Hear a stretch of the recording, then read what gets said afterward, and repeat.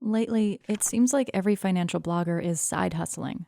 And it's not necessarily just because they don't like their day job or their salary. Oftentimes, the advice is more geared towards expanding streams of income, carving out more money to invest, or justifying discretionary spending. I work full-time in finance, and I'm satisfied with my income. Though, is anyone ever, really? And still heed their advice. It's important to note I do love to shop, for better or for worse. When I first graduated in the spring of 2018, I had not even lined up my full-time job before I started looking for a side hustle. While I was a full-time student, I was consistently making an income for discretionary expenses, like drinking out with friends or new clothes, by waitressing or working in retail. I was used to having fun money and wanted to keep it that way. So I trained to become an indoor cycling instructor the summer after I graduated. And in the fall, I began teaching 1 to 5 classes a week before and after work. It paid $25 a class, and they allowed me free unlimited spin when I wasn't teaching. Who doesn't want to be paid to work out?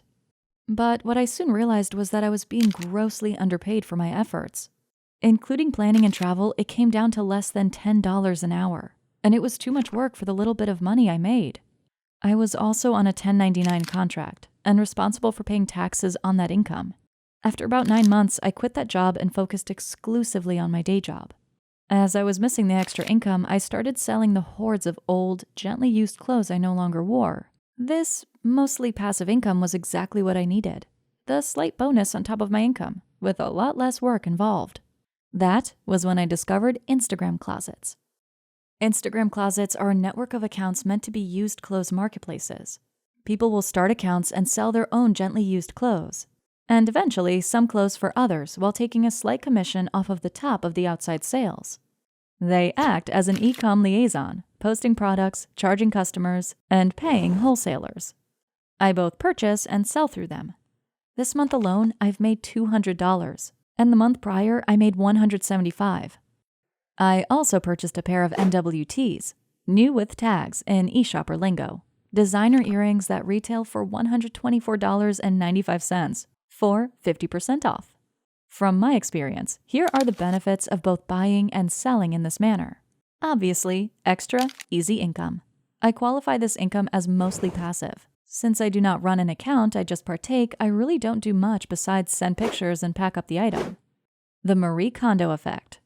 The items I've sold were only taking up space. Now you can move them out of your closet and get extra cash. A win-win in my book. Great deals. A lot of these items may be a few seasons old, aka completely out of production. You could be getting something unique at a large discount. Rare items. Oftentimes people are selling things from a few seasons back. This means they've been out of production for a while. I just sold a really rare bathing suit in less than an hour because people missed the print and wanted it back. Sustainability. Buying and selling used is the new black. It is more sustainable to purchase someone else's trash as your own treasure because it means one less garment was brought into this world. Networking.